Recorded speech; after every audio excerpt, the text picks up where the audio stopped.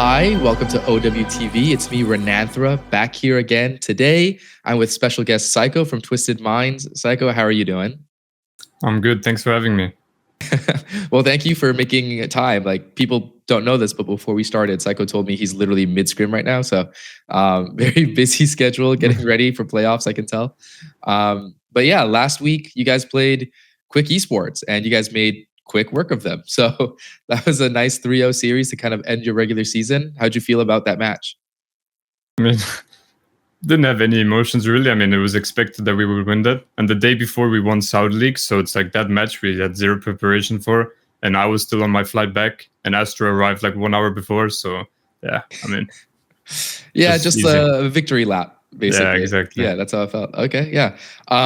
So obviously, given kind of that triumphant performance, we are going to probably spend more time talking today about your Saudi ELeague stuff. And generally speaking, I think there's less people that watch that. Could you kind of explain how was that experience for you? Like, what goes on into competing in the Saudi ELeague? Yeah, I mean, for anyone that doesn't know, I think we have three LAN tournaments in the Saudi League every year, and then one championship at the end of the year, which is going to be next month. And usually it's basically just us against Qadsiah every time in the finals. But each stage before, or each LAN tournament before, we had problems. So I had to play support both times. And this time UB got banned or suspended, so I had to play DPS. So it was actually nice. I mean, both teams had their full roster. So grand finals was like a classic Qadsiah versus TM match, and we won 4-2. So are you doing a lot of traveling back and forth then, like between like wherever you are and over there in the Saudi? Yeah, I mean, it's like we travel for like 1 weekend, so it's kind of annoying. You know, you have to fly like 12 hours, like in total with the layover and everything and then you just stay 2 days only. But I mean, it's okay. It's still fun playing at LAN. Yeah, I mean, you guys can't stay like an extra day or to kind of enjoy yourselves, you get a breather before you come back? Like, is it? We probably could. I mean, that's what I do usually, but Astro just wants to go back to his home as soon as possible. But I usually stay a bit longer if I can. Fair enough. So you guys aren't all traveling to and from together. It's kind of like we'll meet you there. Yeah, it's just a free-for-all. Okay, all right, well, cool. But yeah, obviously the grand final against Qadsiah, you guys did take it home this time, 4-2. We've seen you come out on the wrong side of this fixture before, though. So what was different about this game? Well, this time we actually prepared somewhat for the match. We talked about what we want to ban, what we want to pick. I mean, if anyone has listened to my interviews before, we didn't really do that for the group stage of the OWCS. But this time we actually talked about what we want to do, and it worked out perfectly. Like we made a little ban sheet, and everything went to plan. And we also played, arguably, I think, our best Overwatch we've ever played in Twisted Minds. So it was really a great tournament. Yeah, I mean, like it's interesting you guys say that because like Twisted Minds is a team that has had very high peaks of success. Obviously, you're telling me before you guys didn't really prepare for pick bans, and is that like a kind of strategic shift in how you guys approach the game? Not really strategic, but it's just there was more at stake, you know, since it's a LAN tournament, everyone's together, everyone cares more, and obviously there's you can win a medal and it's in front of a crowd, you know, so you don't really want to underperform in that environment. Okay, well, that makes sense. I mean, performed you guys did, and I think the preparation was obvious. We see a lot more hazard from your team in the finals, so I was kind of curious, was this something you want to play more specifically against Qadsiah, or does the hero have a larger place in the meta than we've seen some other teams kind of utilize? Hazard is, I mean, it's pretty good overall, but it's just really good into Qadsiah because they play Sim. Hazard can slash the TP and boop the enemy, and also can block the TP with the wall. So yeah, Hazard's really good into Qadsiah, and Tivin's insane on Hazard. I see. So it's like more of a counter pick thing. It's like SimCom specifically. Oh, okay, I see. We also saw a lot of Wuyang, that new hero, and Brig backline for you guys throughout the series. What's the thinking behind this backline? That's not very popular, I guess, in other regions. You're kind of like the only team that runs that so prolifically. What situations is it good against playing maybe like instead of playing Kiri Lucio or Wuyang Kiri, stuff like that, that's a little more popular? Yeah, so our comp is basically designed to counter Qadsiah's comp. I mean, we have the Brig for the Diva, because if you don't have a Brig against Sia, you're in big trouble, because he's the best Diva in the world, arguably. So yeah, the break for the Diva has it for the Sim. And Wuyang is so hard to get caught with by a TP because you just wave the TP and then you slide away. So yeah, our comp overall, like all of our heroes are just insanely good into their comp. So I really think we figured Qadsiah out now. Okay, so it's more of kind of like a anti-strategy against them rather than like playing for yourselves. Okay, that makes sense. So would you say like Wuyang Brig is not like a, you guys didn't pick it just because it's like a strong duo support backline? It was more so just specifically for them. Yeah, I mean, usually if they don't play Diva, we go Wuyang Kyrie, which I think multiple regions have been playing so far. It's just against the Diva specifically that we want to go Brig. Oh, okay. That makes sense. Well, I mean, that was a big victory for you guys, 4-2. Congratulations on the medal. Did you guys go and celebrate after that victory? Not really.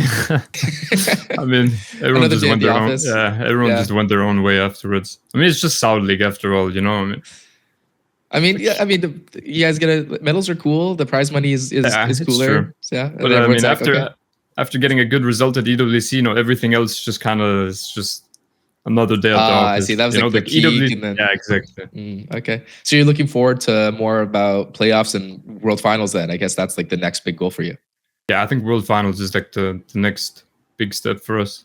Okay. Obviously, we still have to qualify there, but yeah. Oh, yeah. First things first. But okay. I mean, yeah, that's a fantastic segue. I did want to kind of talk to you about the future match versus VP. They are your, now that the regular season has ended and we're moving into playoffs, I guess first things first, how do you feel about your team's performance overall up until now, given those 7 matches of regular season are over? I'm not that satisfied, honestly. I have pretty high expectations for our team. I think we're all insane players individually. What we struggle with is actually trying for like low stake matches. We usually just take a chill pill, I'd say. Like I mentioned before, we never really talk about what bans we want to do, what maps we want to pick. We sort of just show up and play our game. I mean, considering we did it, we played like that, or we prepared like that rather. I think we did an alright job. We took both number 1 and 2 seed to map 5. So I mean, it's nothing you should be sad of, but moving forward, I'll make sure we try way harder, especially since now it's high stakes pretty much every match. So yeah. Yeah, I think over the course of the season, there have been minor close calls. Obviously, the Gen G game was like pretty close. Yeah. And other teams are trying to punch up when you can. And, you know, like people, they don't want to underestimate you. They know Twisted Minds is a threat. You go into other games and maybe aren't as prepared because, you know, that chill pill and their power rankings are lower. Like, do you guys work differently week to week depending on who you're playing? Yeah, for sure. But I mean, my big point is, right, during the group stage, we barely prepared for any team. It doesn't matter if it was Qadsiah or a good team. Oh. Exactly. Yeah, that's why I mean we took more of a chill pill this group stage. And that's why our results were like okay, considering we barely even tried. We just show up and we played good. And what was the reason behind that? Was it just like some burnout after playing so much, or maybe you guys wanted to keep it chill because you're playing in multiple leagues? I think a bit of both. Maybe a bit of a burnout from EWC, and then also just take a chill pill since it's not high stakes, you know? Like, it doesn't really matter if we win these games or not, you know? Because we're going to make top 4 regardless, because the skill level between top 3 and the rest of the EU is just way too big, you know? Like, I could probably play with my left hand and we'd still beat these teams. So, yeah. Powerful statement. But okay, I mean, we are playing better teams now, and your big match versus VP means a lot because the winner qualifies for Stockholm. Loser obviously gets sent to the lower bracket. So kind of want to ask, like, what are your expectations going into this match? Against VP, I really believe we're going to win. Now that it's high stakes again, I mean, you saw what we did against Qadsiah when it's high stakes in Saudi ELeague. When it's high stakes, Twisted Minds always shows up, you know? Even last year, Twisted Minds is an org like UV and Quartz, or it was Libda and Quartz during Stockholm. They were the only team to take a map off Falcons, I think, international team. So, I mean, Twisted Minds always shows up when it's high stakes. So, I really think we're going to beat VP. All right. Yeah. The sleeping tiger kind of, you know, like we're in hibernation stage. We're going to wrap it up. So, okay. I think that's an interesting approach. I think a lot of teams try to take every match just as seriously, kind of build that routine. Do you think there's a benefit to kind of doing that versus kind of going low power mode and then wrapping up, or do you kind of prefer this way of operation? I prefer full tryout for every game, but I mean, this is just the Twisted Minds way. You know, you gotta take it as it is. And honestly, it's fine as well. I like it as well. Okay. All right. Noted. But yeah, like gearing up into playoffs, I kind of want to ask, in your opinion, what is the power ranking between the big three and EMEA at the moment, kind of going into these matches?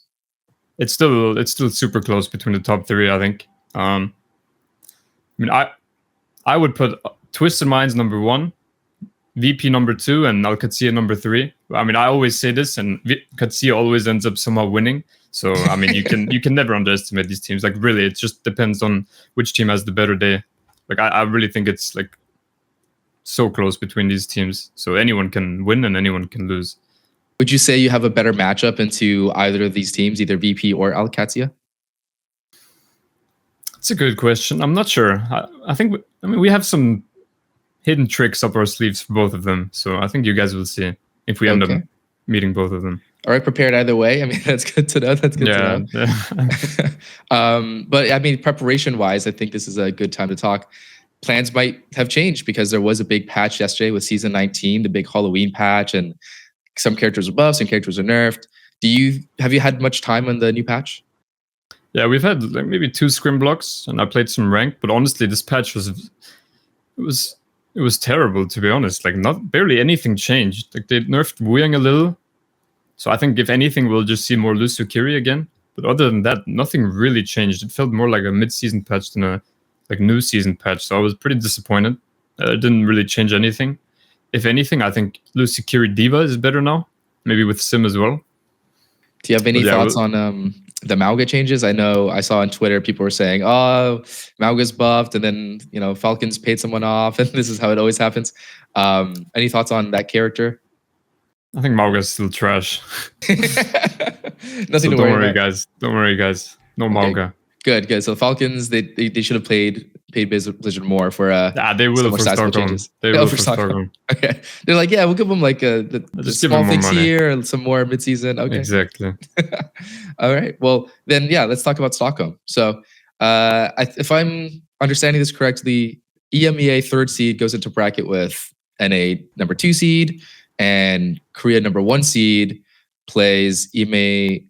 Oh no, they're included there too. And then EMEA 2nd goes and plays with NA 3 and Weibo, and EMEA 1st goes and plays with Team CC and Korea number 3. So, is there kind of like a preference in where you end up, kind of in those groups? Like, I know a couple of the coaches on Coachable were thinking like, yeah, maybe it's advantageous potentially maybe not to be a 1st seed depending on who you want to play. So do you care about that at all? Or are you just one of those teams that's like, oh, well, it doesn't matter where we end up because we're going to beat everyone anyway? No, for me personally, I really want to get number 1 or 2 EU seed. I mean, obviously I want to win it all, but number 1 and 2 EU seed have a way, way easier bracket than number 3. So this time I really, me personally, I can't talk for my team, I'm not sure, but me personally, I really care about getting good seeding and for this tournament. Okay, got it. So we're expecting 1 or 2, obviously hoping for the number 1. But yeah, I think it is curious because some games are trying to metagame bracket a little bit looking forward. Yeah. All right, great. So for everyone kind of who's been following you and Twisted Minds and your journey, and folks that watch like the Saudi ELeague as well, you guys have a great run so far, and they want to kind of cheer you on in playoffs. For those fans that are supporting you, do you have any message for them? Yeah, thank you guys so much. Shukran. And I'm so glad you guys came to watch us in Saudi League, and hopefully you'll be there in next month, I think, for the championship, because we need all your support, and it's always a great time to talk to you guys and see you cheer us on. Makes it way more fun. So I hope you guys all come and support us. Yes, please do, and also support online. I have all of Seicoe's socials and stuff up, so if you're on Twitter, drop him a follow, and while you're there, drop me a follow maybe if you enjoyed the interview, and definitely follow OWTV. Seicoe, I really appreciate your time and insight, man. Congratulations again on the convincing win against Quick, and obviously the victory in SEL. We'll see you in hopefully Stockholm, and yeah, for me that's all, and yeah, please follow OWTV. That's been Seicoe, that's been me, and we'll see you next time. Thank you so much.